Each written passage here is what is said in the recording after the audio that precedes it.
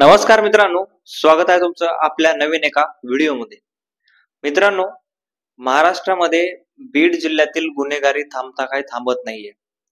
कारण बीड जिल्ह्यातून रोज एक नवीन बातमी येते आणि संतोष देशमुखांची ज्यावेळेस पासून हत्या झालेली आहे त्या दिवशीपासून अगदीच गुन्हेगारीचं प्रमाण वाढलेलं दिसत येत आहे।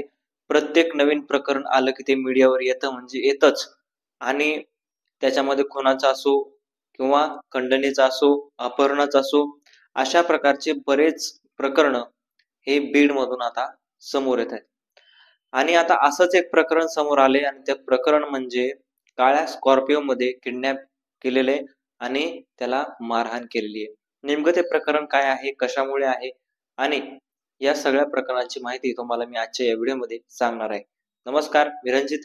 मित्रांनो, मुद्दा हक्काच्या या युट्यूब चॅनलवर तुम्ही नवीन असाल तर चॅनलला सबस्क्राईब नक्की करा, कारण आपल्या चॅनलवर असेच वेगवेगळे विविध माहितीपूर्ण व्हिडिओज येत राहत असतात। मित्रांनो, धारूर तालुक्यामध्ये एक कृष्णा मैंद नावाचा मुलगा राहत होता आणि कृष्णा मैंद हा एका मित्राकडून 10,000 रुपये उसने घेतो। 10,000 रुपये उसने घेतो। तो कसे घेतो तर दिवसाला 1000 अशा प्रकारच्या व्याजदराने घेतो।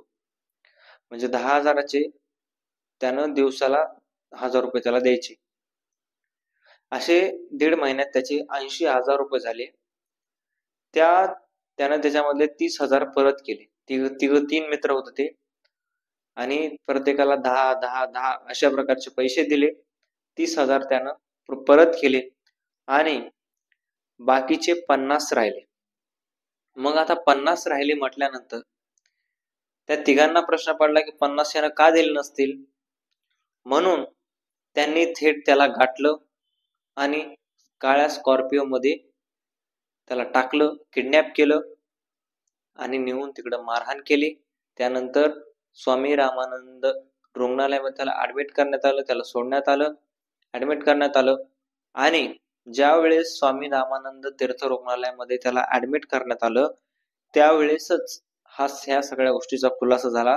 तर तो कसा, तर पोलिसांना त्यानंतर कळवण्यात आलं। पोलिसांना सांगण्यात आले की अशा अशा प्रकारची केस आहे आणि अशा अशा प्रकारची घटना एका कृष्णा मैंद नावाच्या तरुणासोबत घडलेली आहे। त्यावेळेस पोलीस तिथे जातात। पोलिसांनी हा सगळा प्रकार नेमका काय आहे त्याच्याकडून पूर्ण चौकशी करून घेतात आणि एक प्रकारे सांगतात, एक प्रकारे त्या आरोपींबाबत सगळे काही विचारपूस करतात। त्यावेळेस त्या मुलाकडून किंवा त्या तरुणाकडून ह्या सगळ्या गोष्टीची माहिती त्यांना सांगण्यात येते। आणि ती माहिती सांगण्यात येते तर ती कशी माहिती सांगण्यात येते, ज्यावेळेस आपल्या पैशाची गरज असते त्यावेळेस आपण कोणाकडे तरी पैसे मागतच असतो। तसेच मी पैसे मागितले आणि पैसे मागितल्यानंतर मला ते म्हटले की व्याजदराने पैसे देणार आणि 1000 रुपये दिवसाला व्याज, अशा प्रकारचे व्याजाने पैसे देणार। मी त्याच्याकडून पैसे घेतले, 30,000 मी त्यांचे दिले, 50,000 फेडू शकलो नाही आणि या रागामुळे 50,000 का दिले नाहीस, 50,000 केव्हा देणार आहेस, आणि या सगळ्या गोष्टीमुळे मला किडनॅप केलं। माझ्या आईला सुद्धा त्यांनी त्रास दिला, तुमच्या मुलाला मी सोडणार नाही, मारून टाकू, मारू, अशा प्रकारच्या धमक्या दिल्या, असं त्यावेळेस त्यांना सांगितलेलं आहे।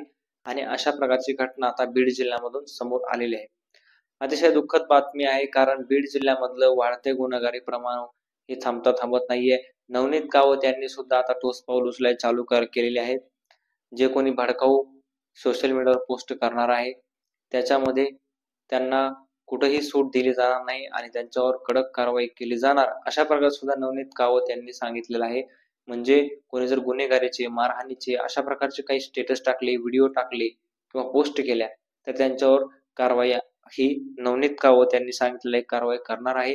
जमिनीच्या वादातून सुद्धा जे काही भांडणं होते त्यांच्यावर सुद्धा कठोर अशी कारवाई, ज्याची चुकी असेल किंवा काही त्याने जर बांध कोरलेलं असेल किंवा अशा काही गोष्टी जर घडत असतील तर त्याच्यावर सुद्धा कारवाई होणार आहे, अशा प्रकारचं नवनीत कावत यांनी आता बीड मध्ये एक नवीन कायदा आणण्याची सांगितलेलं आहे। नवीन कायदा म्हणजे त्याच्यामध्येच कठोर अशी कारवाई करणार असल्याचं नवनीत कावत यांनी माहिती दिलेली आहे। मित्रांनो, तुम्हाला काय वाटते या सगळ्या घटनेबद्दल कमेंट बॉक्स मध्ये नक्की कळवा आणि हो, भेटूयात नवीन व्हिडिओ मध्ये। तोपर्यंत धन्यवाद।